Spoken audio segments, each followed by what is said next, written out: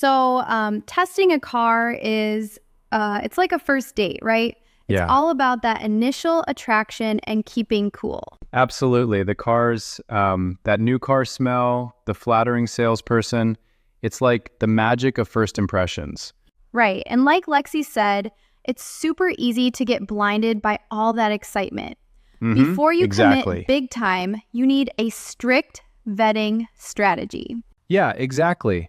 This 5-minute test drive strategy is all about stripping away the romance and focusing on the real deal. Oh my gosh, totally. It's designed to, it's like check whether the car really fits your daily life or if it's just a showpiece with hidden red flags. Right. And the natural instinct, like when someone hands you the keys, is to just jump in and hit the gas, isn't it? Totally. But this strategy demands that you hold off, like seriously. You start with a stationary visual inspection. Yeah. I mean, checking for huge dents or obvious damage is normal, but looking for uneven panel gaps might sound pedantic for a quick 5-minute drive. I know, right? But those uneven panel gaps are actually, it's like the loudest alarm bells for a hidden collision history. Yeah, exactly. That kind of blew my mind. Just a panel gap? Really? Yeah, it's a behavioral footprint. If the outside, like the paint or finish, shows neglect, it's a red flag that the same might be going on under the hood. That makes complete sense. But don't you feel that sometimes this level of scrutiny might take away from the fun of the drive? I mean, should we really be checking every little detail? I can see where you're coming from, but think about it. When you're about to make a major financial commitment, a 5-minute, a focused inspection is totally worth. It's like catching those hidden issues early. Right, absolutely. So it's a bit like dating, really. You enjoy the excitement, but you need to ensure there are no hidden deal breakers lurking beneath the surface. Exactly. Just like you wouldn't rush into a long-term relationship without really vetting the person, you shouldn't commit to a car without that careful check. Yeah, It's a fantastic framework. It forces you to be analytical rather than just dazzled by the shine. And ultimately, it protects you, ensuring that you're making a wise decision rather than one driven solely by first impressions. True, very true. It's interesting how everyday decisions like buying a car can mirror the dynamics of a first date. Exactly. It's all about balance, the allure versus the reality. Check the small details first, then enjoy the ride. Yep, for sure. I love how this 5-minute strategy really cuts through the haze of excitement to reveal what matters most. You know, it's like if the exterior of a car tells you how the previous owner treated it, then the moment you sit inside really shows you how that car is going to treat you. Yeah, exactly. Right. It's almost like there's an unspoken contract between you and the car as soon as you step in, yeah? Absolutely. I mean, a car might have all these perfect online specs, but human bodies aren't built to match those specs perfectly.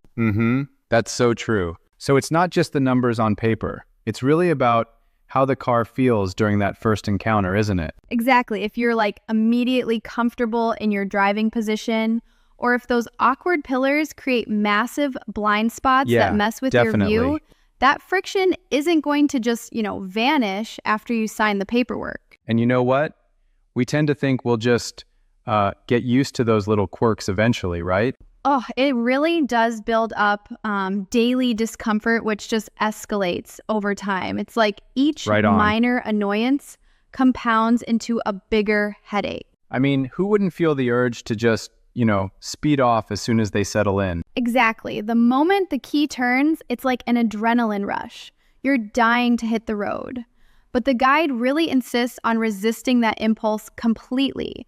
Just staying idle to truly feel what the car is saying. But why would one ever want to just sit there? Isn't driving what it's all about? Well, here's the kicker. See, once you start moving, all that road noise and wind can mask the car's subtle mechanical cues. Yeah, I get that. Sitting still lets you really detect excessive engine vibrations and notice if the idle is rough. So basically, that slow, low-speed cruise around the neighborhood becomes a kind of dynamic lie detector for the car's overall health? Exactly. It's like the car just doesn't have a chance to hide its clumsiness when it's only rolling at, say, 15 miles an hour. Right. It's like the truth comes out when there's little distraction. I totally see that. But isn't there a bit of romanticizing sitting still when sometimes you need to actually experience the thrills of driving? True. You might argue that the excitement of driving kind of masks imperfections. But listen, those imperfections, they're real. If your steering feels hesitant or the gears, like when shifting from first to second, thud painfully even at low speeds, you're not just feeling a bump, you're feeling a flaw. That's a fair point. So essentially, a calm and controlled environment gives you a clearer insight into the car's true condition. Exactly. It's like a careful, deliberate conversation with your car before you commit, ensuring that every mechanical whisper isn't no doubt. missed. Fascinating approach. Really makes you rethink how you test drive, huh? Absolutely. It's all about listening carefully to what the car is telling you before you, well, let it take over your adrenaline. Right, exactly.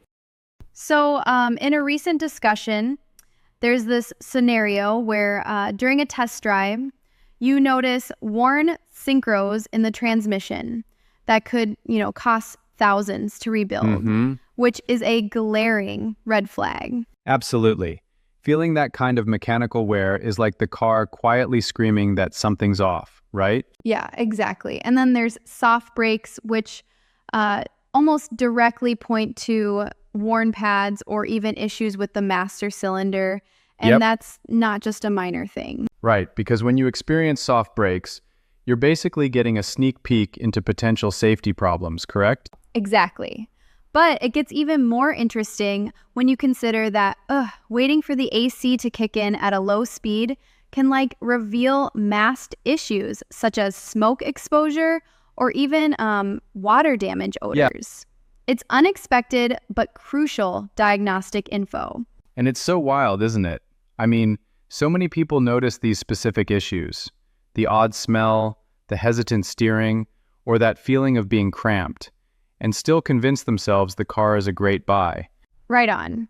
People tend to fall in love with the idea of a car, even if the actual ride hints at, deeper problems. It's like being blinded by romance rather than, say, the facts. But can we challenge that perspective a bit? Sometimes, minor issues might not be deal breakers if the overall performance is solid. Isn't it possible that buyers overreact to certain warnings while ignoring others? That's a fair question. I mean, it's all about shifting from that immediate emotional pull to demanding real evidence, like maintenance records, accident history, even proof of recent replacements such as tires or a battery. It's about looking past the allure and into the cold, hard facts. So it's really a reminder. You're not just testing the feel, you're gathering data from each sensation during that drive. Precisely. Think of it as constructing a mental checklist. If you don't get concrete evidence like full maintenance records, you're essentially just gambling on a gut feeling. Yep. And that gamble can be costly down the road. And it really boils down to this. When you're in that test drive phase, you have to be detached enough to assess objectively, right? Not just letting the car's charisma win your heart. Absolutely. It's like, don't let that enchanting first impression override the practical signals. You want to pivot from just feeling the car to demanding solid, verifiable evidence. Making sure every observation is backed by some record. Which brings us to a final, slightly uncomfortable thought. If you took your own car through this same 5-minute objective test, with all these criteria in mind, would you still choose it? Would you, swipe right on it? Yeah, that's a powerful question. It forces you to really scrutinize your choice rather than just succumbing to the romance of the moment. Right. Because without those clear records and checks, you're taking a huge risk. And that's the takeaway here. Test drive should be about harvesting concrete data, not just impressions.